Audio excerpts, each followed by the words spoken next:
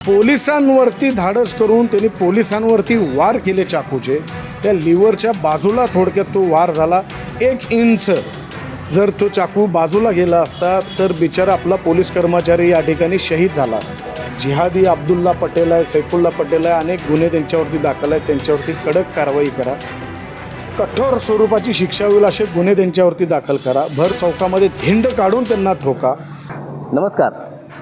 सांगली जिल्ह्यामध्ये नशेखोरीनं सध्या विळखा घातलेला आहे आणि या नशेखोरीमुळे अनेक खून मारामाऱ्या या सांगली शहरासह जिल्हाभरामध्ये होत आहेत।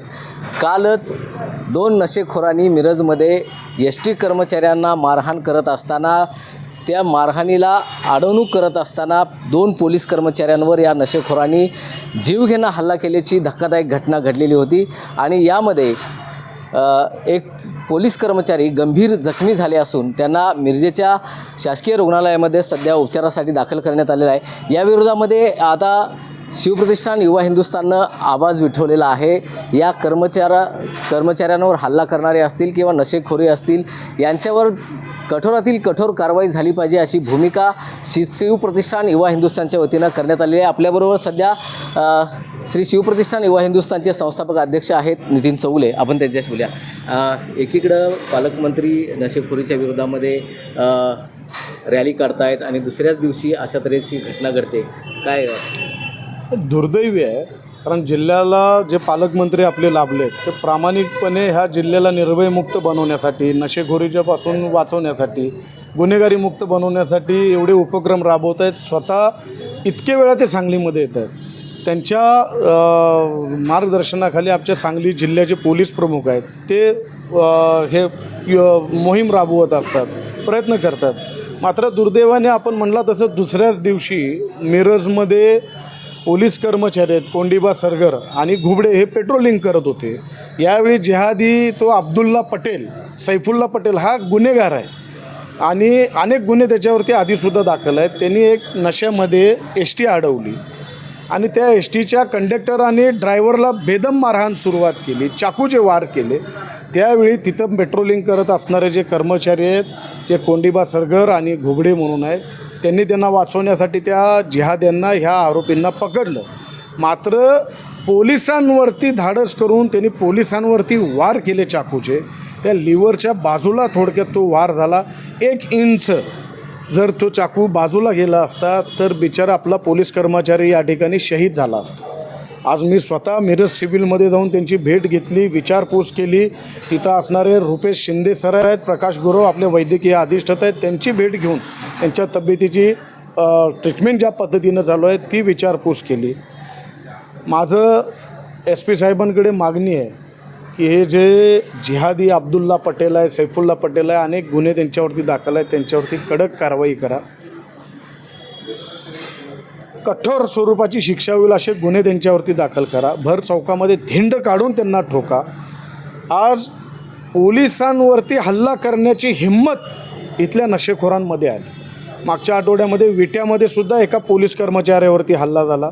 हा मिरजेतला हल्ला आणि संजय नगर पोलीस स्टेशनच्या हद्दीत काही नशेखोरांनी परवा दिवशी रात्री काही कारण नसताना रिक्षा अडवून रिक्षावाल्या चालकावरती वार केला, रिक्षाचं कवर फाडून टाकलं आणि चाकूने हल्ले केले, इतकी दहशत मागवली। कुठंतरी यांच्यावरती गुन्हेगारांवरती, नशेखोरांवरती पोलीस खात्याची जरब बसली पाहिजे, त्यांच्यावरती धाक बसला पाहिजे, अशी आम्ही कारवाई करण्याची मागणी करतो आहे। प्रसंगी एन्काउंटरसुद्धा करून टाका, म्हणजे कुठंतरी सांगली सुरक्षित राहील।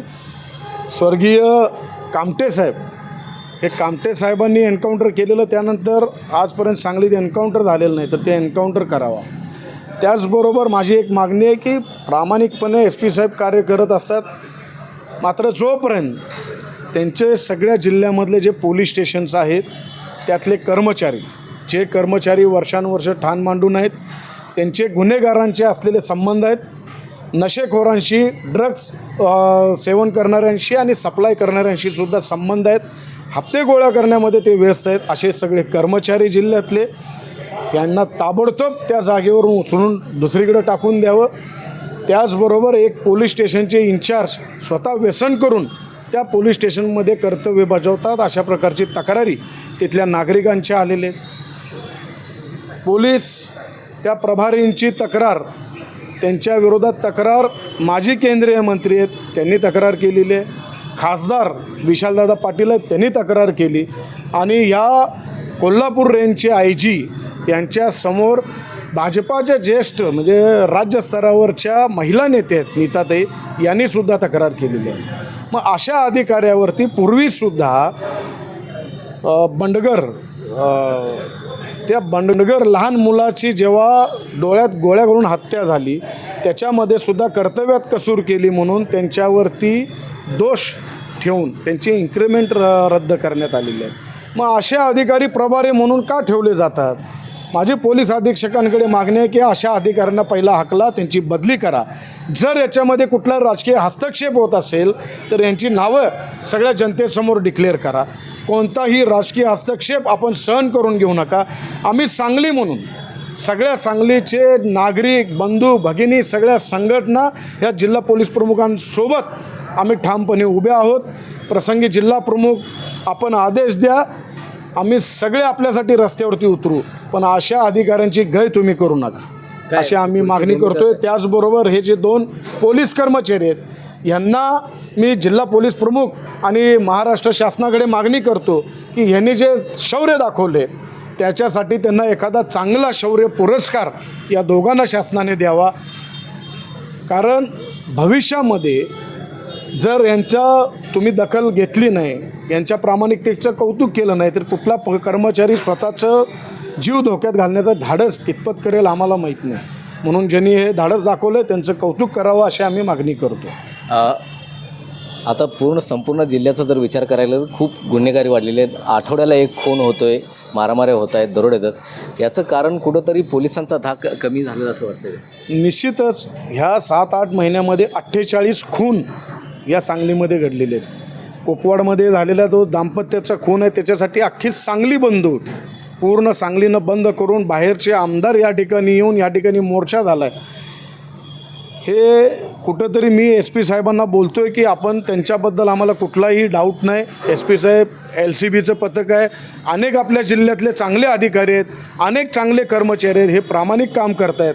मात्र काही पोलीस कर्मचारी आणि अशा प्रकारचे अधिकारी आहेत त्यांच्यामुळे हा जिल्हा तर बदनाम होतो आहे आणि त्याशिवाय पोलीस अधीक्षकसुद्धा ह्या लोकांच्यामुळे बदनाम होतात. कारण आपल्या सांगलीचे प्रशासन जे प्रमुख आहेत ते SP साहेब आहेत. कितीही प्रामाणिक ते कार्य करतात तरीसुद्धा हे सगळ्याची जबाबदारी परत ह्या नालायक लोकांच्यामुळे त्यांच्यापर्यंत जाते. आता पुढची भूमिका आणि प्रशासनाला इशारा काय राहील? आम्ही जिल्हा पोलीस प्रमुखांकडे ही मागणी केली आहे, त्यांच्यावरती कठोर कारवाई करा, गुन्हे दाखल करा, ह्या अधिकाऱ्याची बदली करा. नाही तर पुन्हा एकदा सांगली तर आता 2 वेळा वेगवेगळ्या कारणांसाठी बंद राहिलेली आहे. सांगली पूर्ण बंद न करता निदान त्या संजयनगर पोलीस स्टेशनची हद्द आहे त्या हद्दीमध्ये आम्हाला मोठ्या नागरिकांना एकत्र येऊन तो बंद करायला लागेल आणि संपूर्ण सांगलीतील बंधू भगिनी नागरिक सगळ्यांना घेऊन पुन्हा एकदा मोठं आंदोलन करावं लागेल, मोठा मोर्चा आम्हाला सांगलीमध्ये काढावा लागेल. नक्कीच या निमित्तानं नशेखोरी कुठंतरी आता चव्हाट्यावर आलेली आहे आणि त्यानिमित्तानं प्रशासनाची भूमिका, पोलीस प्रशासनाची भूमिका ही आता चव्हाट्यावर आलेली आहे असं म्हणायला हरकत नाही. कारण या नशेखोरांचे किंवा नशा सप्लाय करणाऱ्या लोकांचे या पोलिसांशी लागेबांधे आहेत, कुठंतरी त्यांचं साठलोटं आहे अशा तऱ्हेचा आरोप नितीन चौगले हे करत आहेत. आणि त्यानिमित्तानं लवकरात लवकर जिल्ह्याचे पोलीस प्रमुख असतील, शिवाय इतर जे वरिष्ठ पोलीस अधिकारी आहेत यांनी ताबडतोब अशा पोलीस अधिकाऱ्यांवर कारवाई करावी. संजयनगर पोलीस स्टेशनचे जे प्रभारी अधिकारी आहेत ते नशा करून आपल्या ड्युटीवर येत आहेत, आपलं कार्य बजावत आहेत अशा तऱ्हेच्या तक्रारी अनेक नेत्यांकडून, अनेक माजी मंत्री असतील, खासदार असतील, भाजपाच्या नेता नीता केळकर असतील यांनी पोलीस प्रशासन असेल, IG असतील यांच्याकडे केलेले आहेत. आणि तरीसुद्धा अजून या अधिकाऱ्यांची बदली झालेली नाही. असे अनेक अधिकारी सांगली जिल्ह्यामध्ये अनेक पोलीस स्टेशनमध्ये आहेत, त्यांची ताबडतोब उचलबांगडी करावी अशा तऱ्हेची भूमिका नितीन चौगले यांनी व्यक्त केली. आणि इथून पुढच्या काळामध्ये अशा नशेखोरांच्या विरोधामध्ये कडकमधली कडक कारवाई करावी. जिल्ह्याचे पालकमंत्री चंद्रकांत दादा पाटील यांनी जी भूमिका हातामध्ये घेतलेली आहे, अनेक दिवसांपासून, अनेक महिन्यांपासून ते या नशेखोरीच्या विरोधामध्ये लढत आहेत.